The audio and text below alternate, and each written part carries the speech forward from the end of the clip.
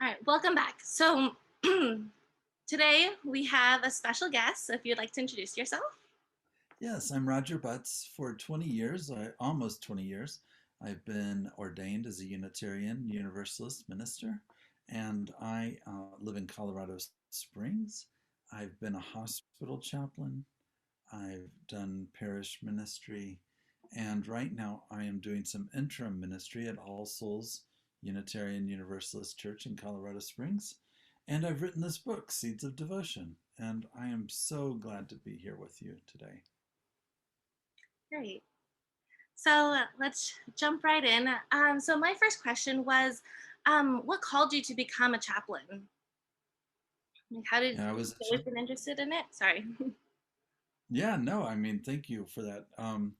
When I was in seminary 20 years ago in Washington, D.C., I did some very part-time work at the University of Maryland Medical Center in Baltimore.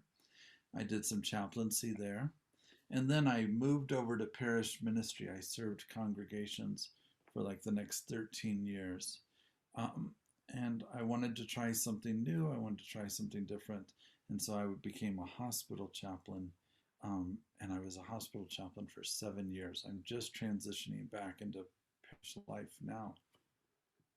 Okay, great. I love listening to stories. I love hearing people's stories and being with people in difficult times. So I love that work.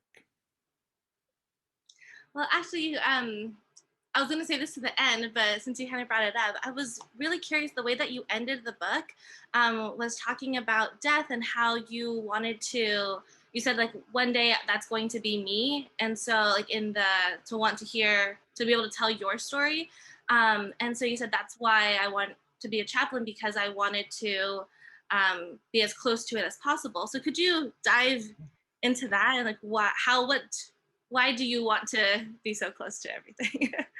Well, I just have this ability to be with people after they've died, and I've seen many people die, and supporting families in that moment is just such a rich way to spend your time. The folks are disoriented. They don't know where to go. They don't know what to do next. They don't know how to proceed, um, especially when it's a traumatic death or unexpected. And to have somebody there who's calm and who's with them and who is listening to them and who can say, okay, here are the next things that we're going to do. And then you're going to go home and, you know, here's a checklist for you. Call me if you need anything. Um, that just helps orient people in a very disorienting time. And I just love doing that. And I'm very interested in the mystery at at the heart of life. The fact that we're born, the fact that we'll die, and in between we get some number of days to try to do some stuff. It's fascinating. Just last Friday, today is Sunday. Just last Friday, I did a double funeral. I officiated a funeral for an old man. I think he was 92, and his wife was 88. They died 9 days apart from each other, and so we did a funeral for both of them, and it was actually the sweetest thing because they'd known each other their whole lives. They were from Puerto Rico. They fell in love, and they lived together for 65 years as husband and wife, and then they died together. I mean, it's just the sweetest thing. So I'm drawn to those that kind of ministry. I really like being with people in difficult times. And so what led you to want to write this book? Because you do have a lot of your stories, your personal stories in here. Um, has it something that you've always just thought about doing, or how did this book come to be? Yeah, this book, Seeds of Devotion, there are stories in this book that were first published in like 1998. Not many, but a couple. And there are stories in this book about my chaplaincy with COVID patients. So this is like a greatest hits album without any albums before. You know what I mean? Like, this is 20 years of storytelling and ministry and chaplaincy. And so um, I always wanted to write a book.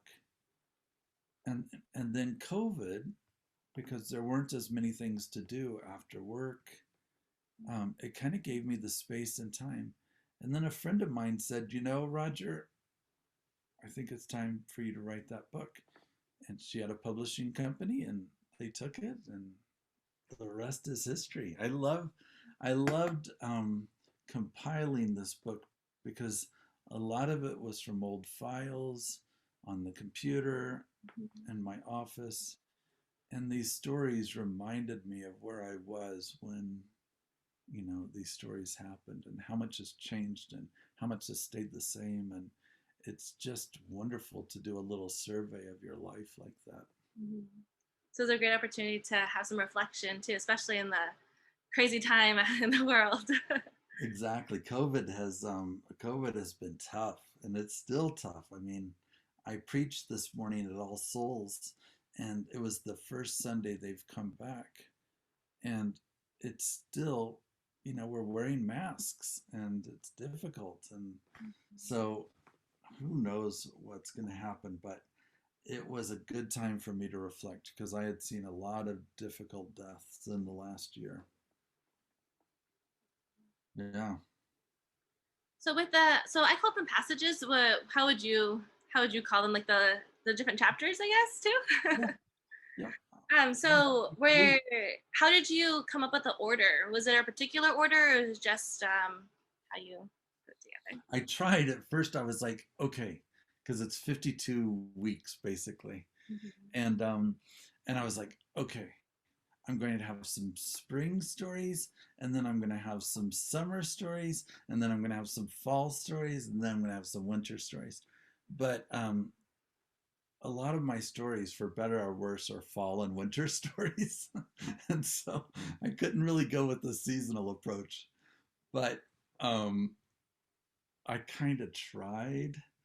But so much of my work around chaplaincy and so on is is is related to death and sickness. So at some point I just got intuitive with, and I was like, all right, I put my very, very favorite story at the beginning, The Lord of the Dance. um, and I put this political story at the end about how to stay sane in divided times. So I just wanted those two to kind of um, be the front and back of the book. And in between are just stories from literature and different religions and my ministry that I decided to put in there. Yeah, I Some don't. of the stories I wanted to put in there didn't quite make the cut, but some did. Mhm. Yeah, I really like the way that it was ordered. So it felt like it, as a reader, it felt like it was in order because you drew upon some stories from the beginning into the ones that towards the end. So it was really great as a reader. So I'm like, I wonder. Um, Yeah, I think it was mostly gut. And, a lot of the prayers were written for the hospital, but not all of them. Those were the things that I had to write most to finish up the book, was put in some prayers with these stories. I love the prayers too. They're great. Um, so actually, as a reader, I wanted to share this with you because lately what I've been working on, like just personally, like personal development and spiritual growth, has been to really listen to my intuition, or to like the God inside of me, and to really hear that voice, because I feel like I've always heard it, but I sometimes never, or like sometimes didn't follow through with it. So that's what I've really been like working on lately. And so your book was just so perfect for me to read at this time because like for instance, I forgot exactly what number or which the title was, but it was the one that, let's see if I wrote something about it. Oh, here we go. The one where Moses is talking to the burning tree, a burning bush, and then the rabbi says like, "Oh, well, in Hebrew it's translated differently." Oh Um, yeah. so so then it's like the jump in, start, walk, go, and I'll be with you. Yes, And yes. you'll see what and who I am. Yeah. So that just like really like hit home for me. And so as I was reading it, I felt like, okay, I'm gonna stop at this line, and then I have a question in my head, and then I could hear like God saying like, no, keep reading. And so I felt like you were answering my questions as I had them in my head about Oh, my I own love it. personal life, my own personal struggles. And so it was just incredible. Spring, when you said like the time is now, that's on page 73. That Yeah. one, also that happened while I was reading. You just felt it somehow. hmm Yeah, so it was really cool. It's like you were speaking like directly to me as I was Oh, I reading. love So that. it was incredible. Um, I'm so glad to hear that. Some of these stories, I I didn't know whether to put them in, and this was one of them. I wasn't quite sure, but yes, I'm so glad that um, that was important for you. Well, is now the time. The time is now. Yeah. There are so many things in here that I really love. I wanted to read one for you. Would that be okay? Yeah, definitely. Um, let's see. This is how I think we begin with prayer, and that is just like listening for that still voice within, the God within. Mhm. So this is after God say a word. Um, here's my prayer about being quiet. Listen, be quiet, be still, be gentle. Relax your jaw, loosen your shoulders. Listen, be gentle, be still, be quiet. Let the silence and the stillness make sacred the place you're in right now. Look at the light or the table or the cloud or the moon or the sun or the wild wind through the wild trees. They too are a sacred text. Listen, be still, be gentle, be quiet. The world does not need your words. Let your mind crawl into your heart space and let it take a nap for a little while. There's nothing to think, there's nothing to know. Surrender to that silence. Let a still quiet gently keep you just for a while. I love that one. Especially because that was my next question. So it was perfect. Because what my question was about the silence, because you mention it in that prayer, but you talk about it throughout the whole book about how do we keep silent? Because I feel like sometimes our minds just race, and then you have the story about be the mountain, and when you're overthinking, Yeah. you think that we're the weather, but we're actually the mountain, and we have to like fortify our our soul to be able to handle what comes our way. So my question was, what are your tips in becoming a mountain, or how do we become a mountain? Yeah. I love that image, of we think we're the weather. We think we're the weather, but there is a stillness inside of us, known only, to God and to us. There is a stillness in there, which isn't to say that we're not going to try to meditate or pray and, have thoughts come. But the key is to think, not to think, but to sit, and when a thought comes by, to not judge it, just to let it go. And in centering prayer, how you let it go is you have a sacred word in mind and you return gently to that sacred word.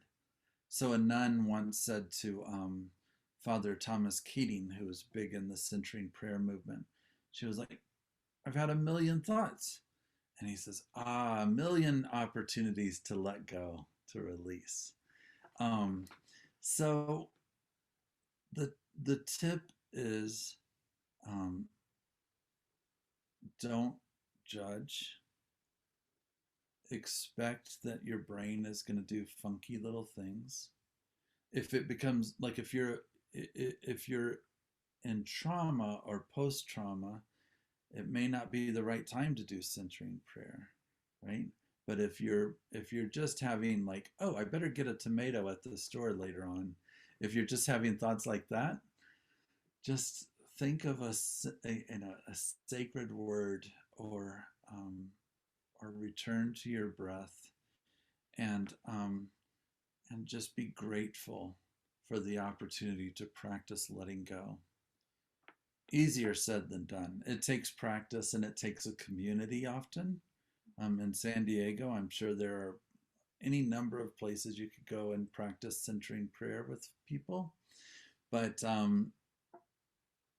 yeah, it just takes practice and compassion, compassion, always compassion for yourself, you know, for getting it wrong.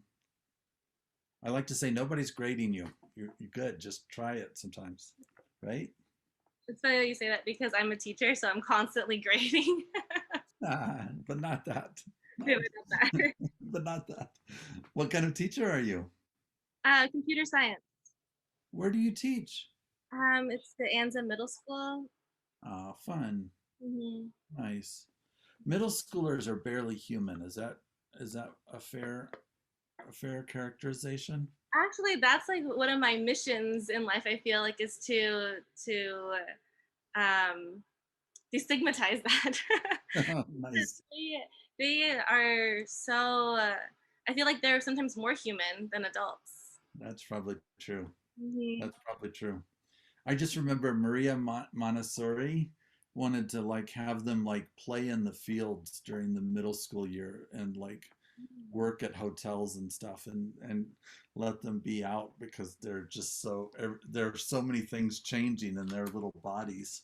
Yeah, definitely a time of change. But I feel like that's how I learn from them so much because everything is constantly changing in our lives, regardless of the age. And so, yeah, so Very true.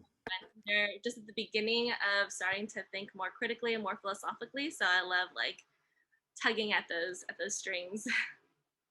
I love it. Here's a little prayer about this idea that we're talking about. This is after Thomas Merton's epiphany, in which he realized that no matter how much he wanted to be separate from everybody, he realized that as he looked at these passersby, like, I wish I could stop them and tell them that they're each shining like the sun, that they're each beautiful. So I wrote this prayer. You are loved. Go to the altar of your life in the place known only to you and your God. Go there like it's a monastic cell, the kind the desert fathers insisted was all you need to learn everything you need to learn. Go there and just be quiet for long enough to hear something. Maybe at first that something you hear will be nonsense or nothing much to write home about. But soon the message will come, clear as a waterfall, clear as the morning sun. You are loved, you are worthy, you are precious, you are enough. You are the beloved and the beautiful, and you are enough. Go, be quiet, and know. So beautiful.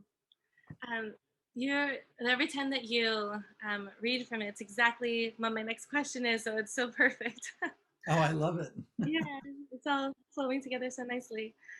So in that one, you talk about like you are enough and doing that. So, well, my question is, well, actually, in the chapter, it's about Gladys. It's on page 27. Yes. So she just is so happy to have you there. And so, and you pose a question at the end, like, do I deserve this, or something along those lines. You can go like look at the exactly what you said.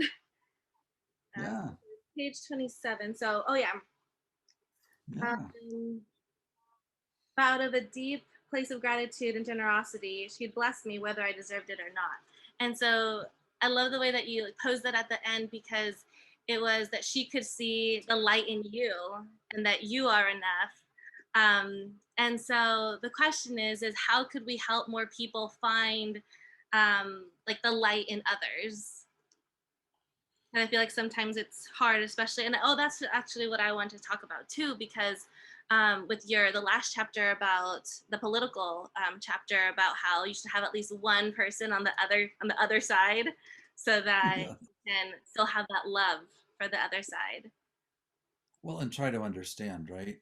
So I think both of those, like Gladys Hitchings, um, she was speaking to me and saying, I'm so glad you're here, even though she didn't really know what I was doing because she was so old, she had no clue what I was doing. But out of generosity and graciousness, she was like, I'm so glad you're here. And if we start with that place, if we start with that place of whoever you encounter, whatever the situation, that they are the image of God, they are the image of the divine, that they are holy, walking around beautiful. If we start from there, then every encounter will be with a sacred text, right? Even if we disagree with them, even if it's something that's difficult, we can still bless them. We might need to not be around, but we can still bless them.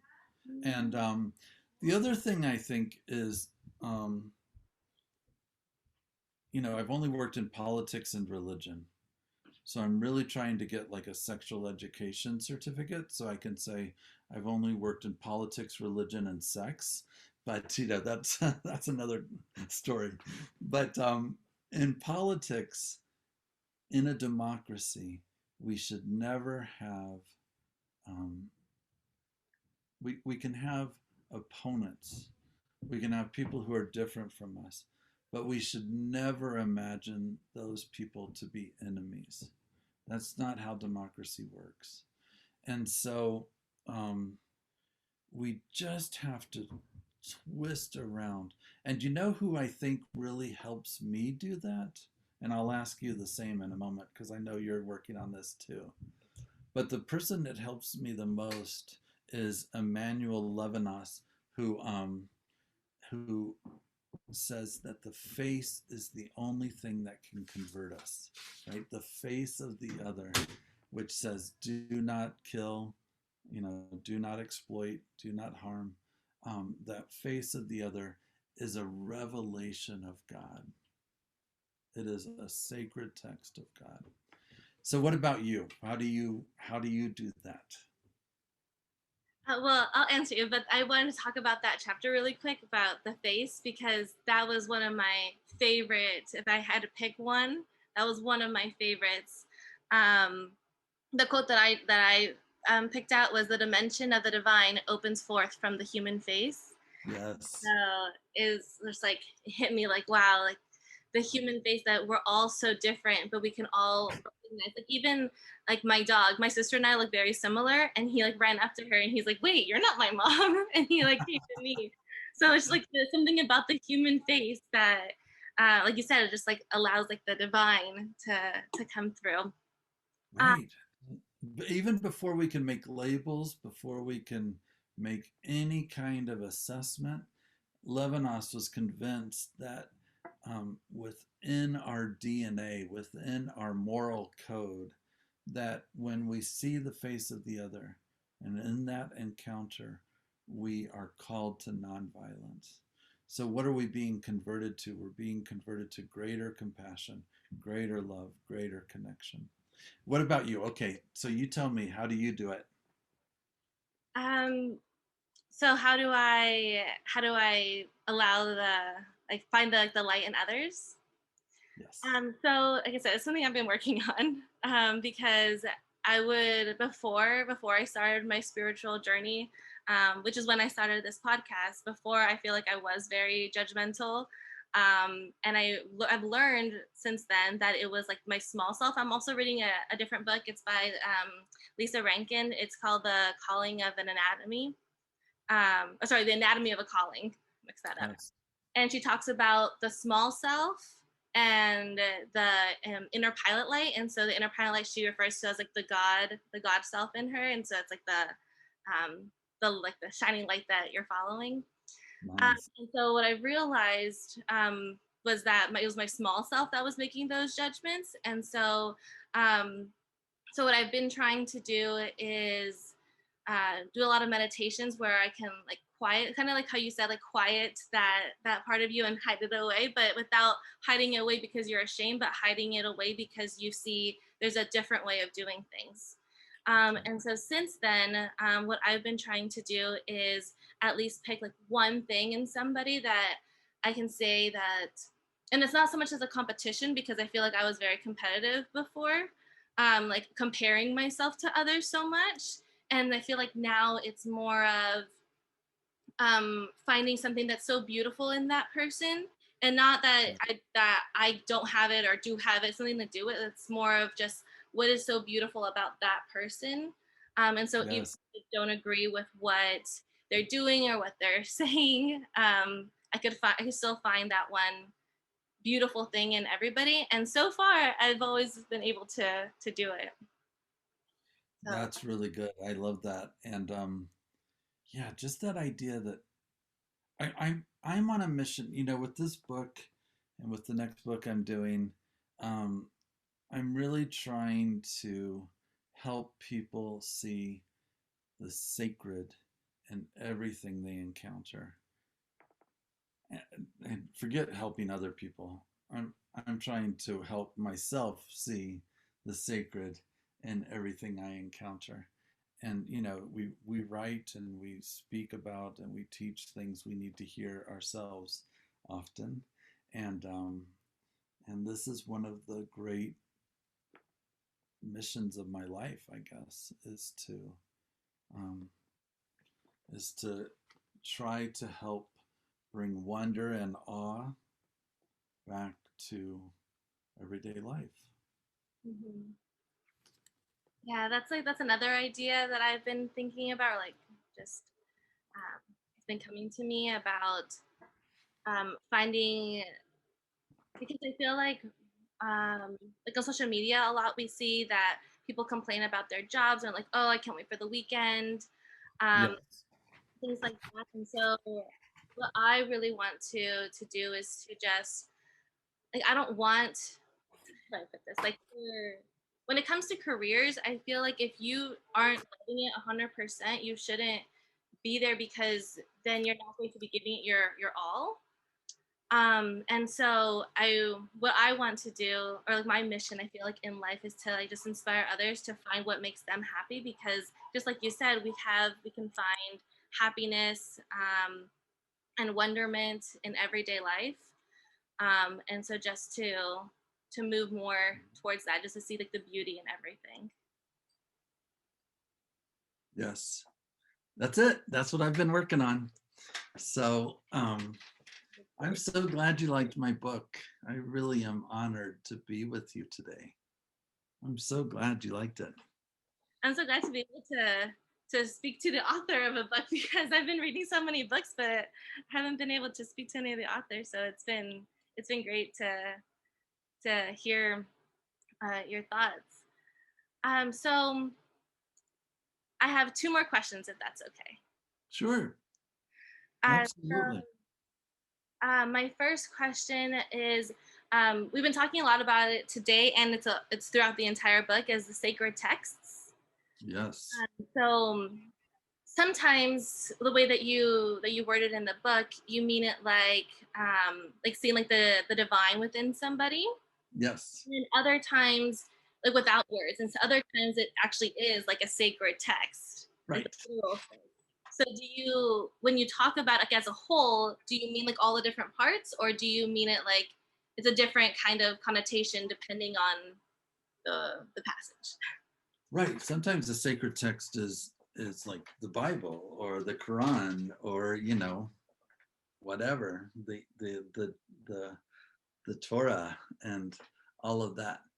And sometimes, you know, and sometimes those are helpful, and often they are, and sometimes they aren't so helpful. And you know, you got to really wrestle with the text and see where you are with it.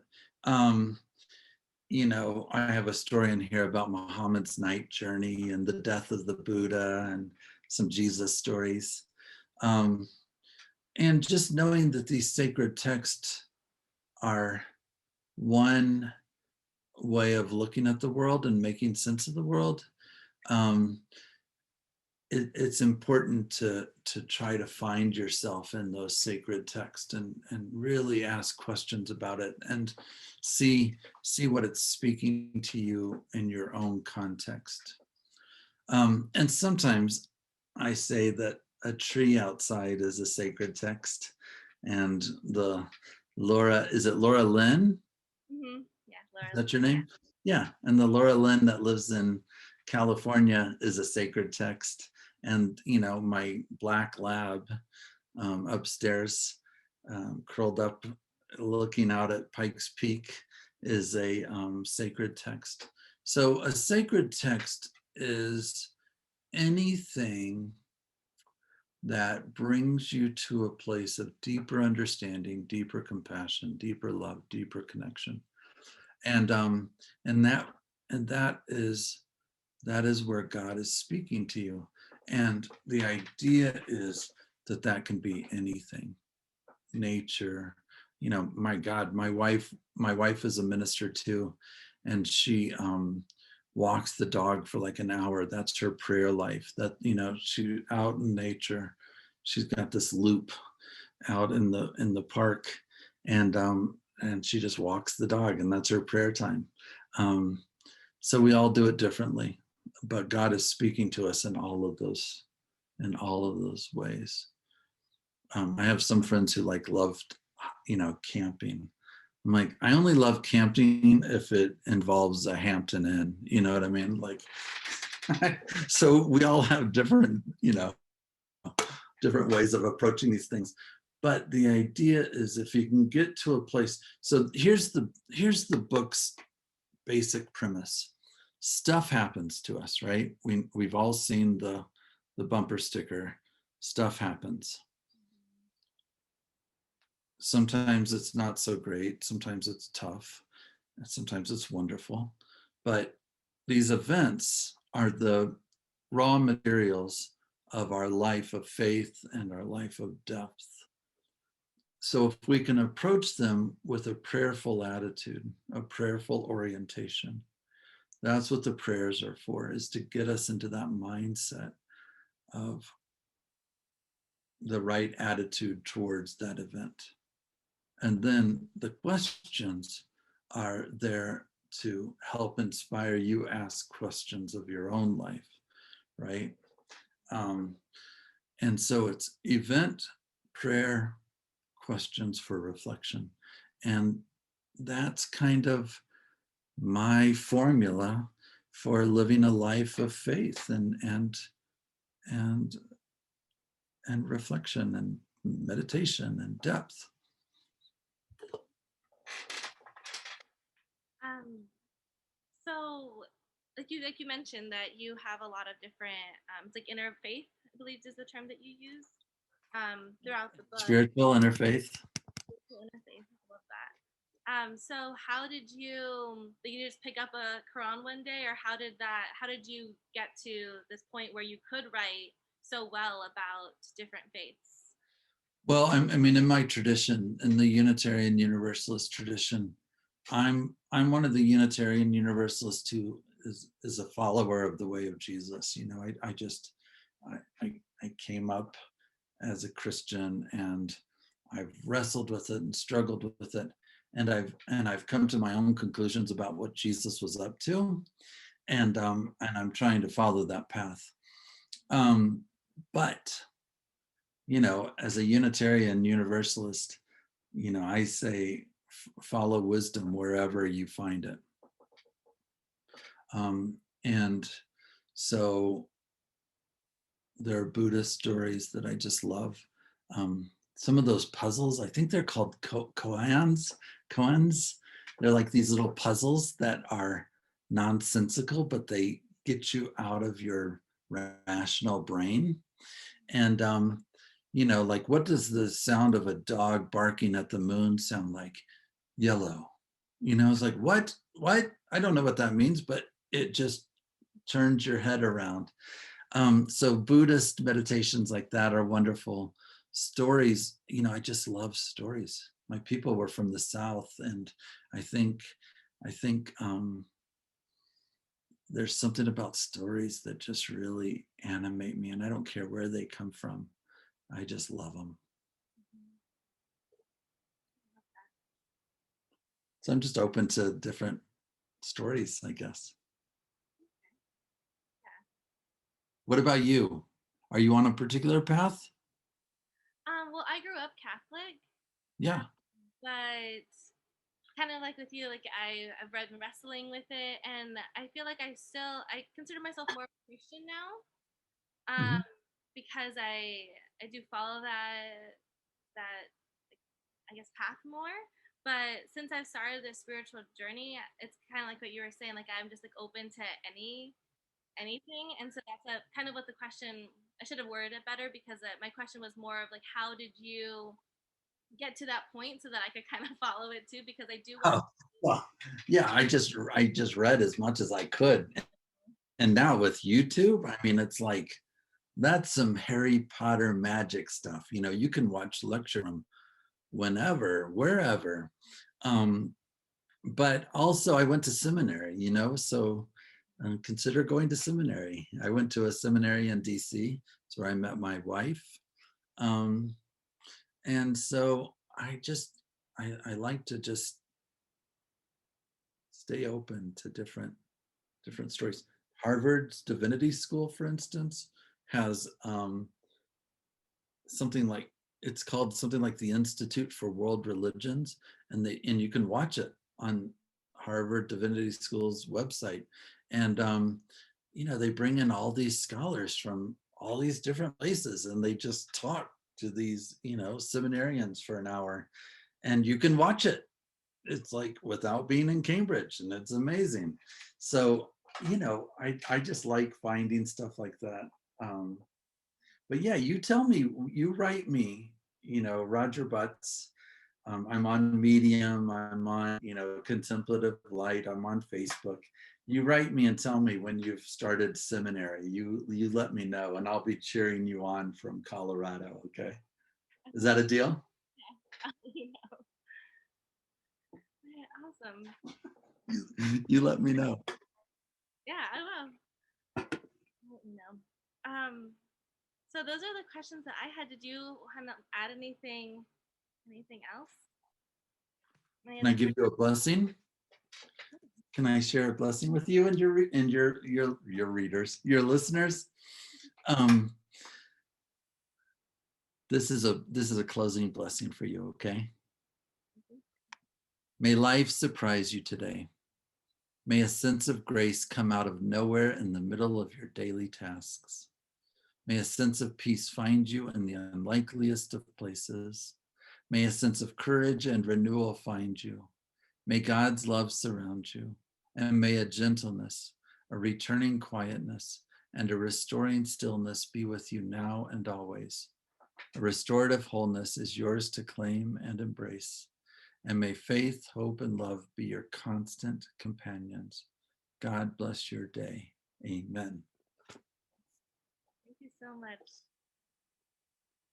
I'm right here too. Thank you. I love it. Well, I'm so glad to have met you today and spent some time with you. You really are a bright light in this world and a good gift, I can tell. Thank you so much. And thank you so much for taking an hour out of your day to talk with me. It's been so great and so insightful to read your book and then be able to talk to you. Thank you so much. Wow. Thank you.